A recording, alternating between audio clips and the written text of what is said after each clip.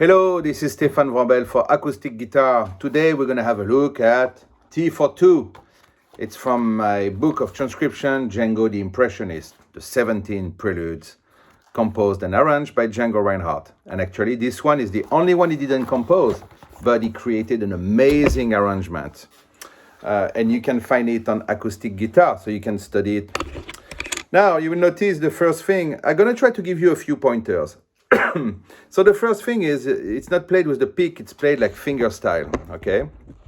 So now, if you look at the introduction, you will see there is 4/4, 5/4, 4/4, 5/4, it doesn't matter. I tried to write the metric is done following the melodic curve. That's what matters, the melodic curve. And these pieces are just recorded, he never wrote down anything, you know? So if you see like a bar in 5/4, don't try to count 5/4. Just play, just follow the melodic curve, it's enough. Now it starts like that.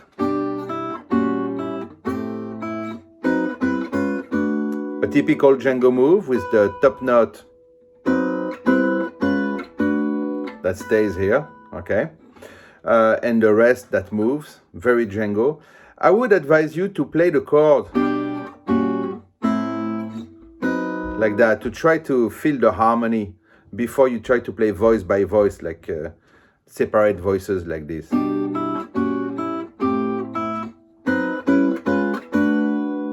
And the second time, the ear wants to hear that.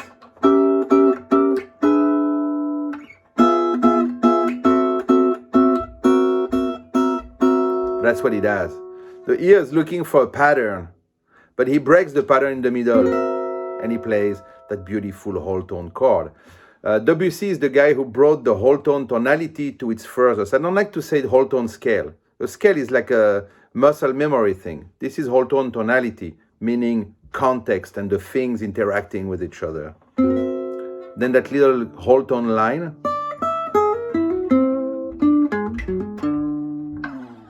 With all its mystery. Then the theme.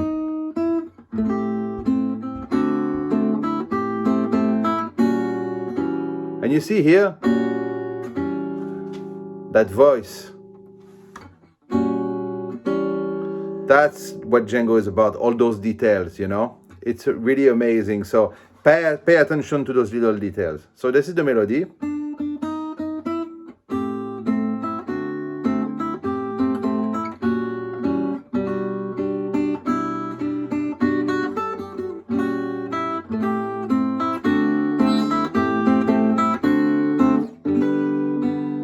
I love that G. It's like just the open string with like a top B. So you have G everywhere on the guitar. So he really uses the natural qualities of the guitar with the open strings and all. And then he does this very interesting pattern on the C minor 6. Notice how it jumps around. Oh, sorry. See how deep that is. So he really knows that zone. He really knows his harmony. It's a bit like a piano. Then he creates a little bridge that is kind of improvised for him. It's not part of the song, but it's beautiful. And here, he goes to the B flat 6/9. It's a chord he loves. It's very Debussy-esque, very impressionist. So it's like thumb, middle,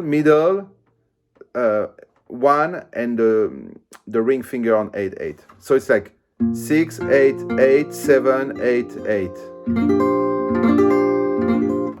At first it seems a little weird to play with the thumb, but it's not. And if you have the thumb and the middle finger set up, then the rest follows. So this chord is not that hard. It's also like kind of natural. You grab the guitar, the fingers will fall like that, you know? So it's really not that bad.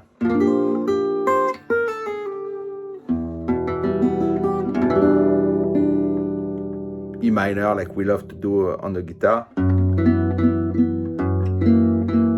So that movement, 4-3, is very classical. And also like the use of the bar on the second, It allows, it's a very classical move. You bypass the A string. See, and you can create things on top while keeping the bass. Then it does this chord here. It's a D7 with a 7 in the bass, so we call it a +4. It's the name of the inversion, and then a 6 inversion of the G, meaning the G with the 3rd in the bass, with a B in the bass. So it's a G major with B in the bass. We say G major 6 inversion. I like to use the verbiage of the classical. It's a bit more precise. I think it's a bit deeper.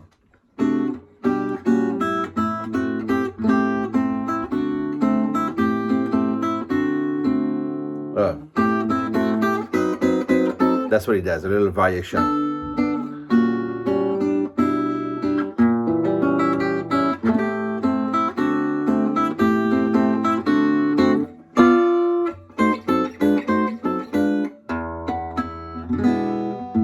So that's amazing. Here,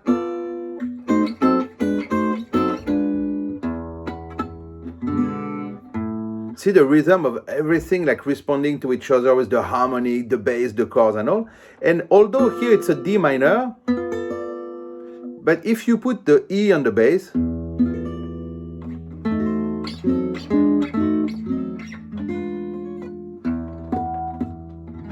you can really feel that you're still in E, because it's a flamenco-ish, Spanish type of color, you know.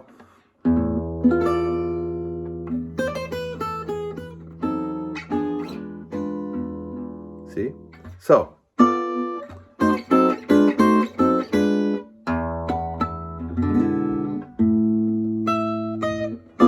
Again, the diminished A minor. And here, important to play the C with the thumb. So C major 7, minor 6.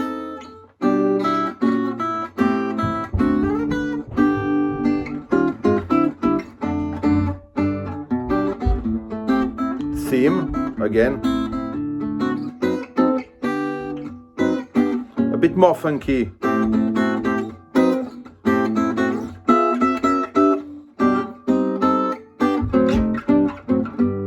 So here it does again that.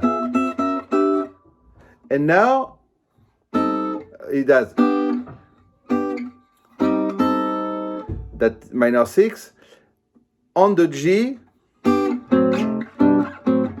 There's this pattern here. He loves to do that in the bass. You have a G, and you have a G6 inversion, meaning with the B in the bass, with the 3rd.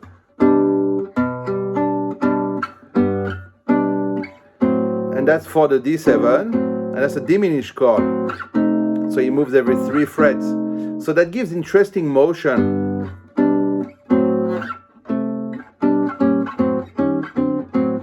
See, that's the kind of motion that he likes to do. So here,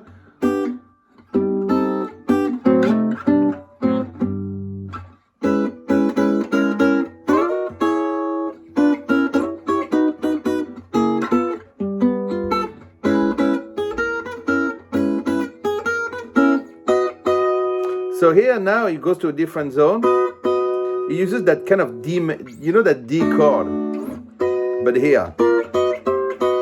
See how he likes to move things parallel like that, the diminished chord, that D type of chord but on the B. And again,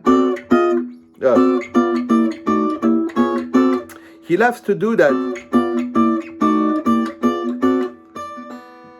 holding that D on top and moving things under. So what I like to do is put the ring, and now the pinky. I change in the middle. Pinky, ring, and bar.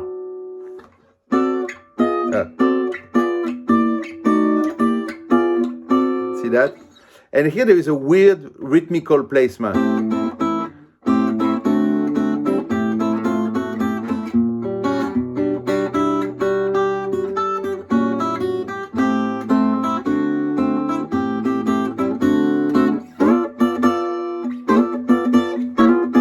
again, the diminished, and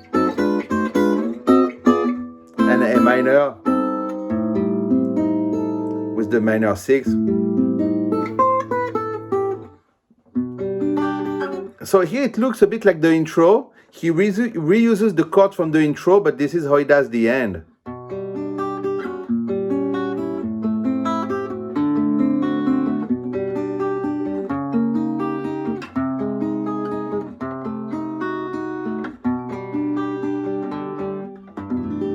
Actually, he doesn't play the bass in the end, it just does like that. So,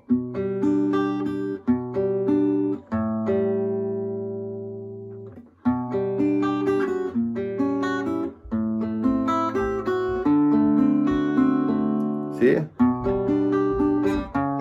Again the +4,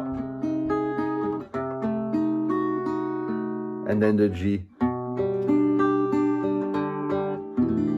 It's funny, he really loves that G like that. If you add it here, that's the Pink Floyd G. Sorry, my guitar's a bit out of tune. It's an old 1947 Bussato, and 43, I guess. And it gets out of tune very quickly. But, okay.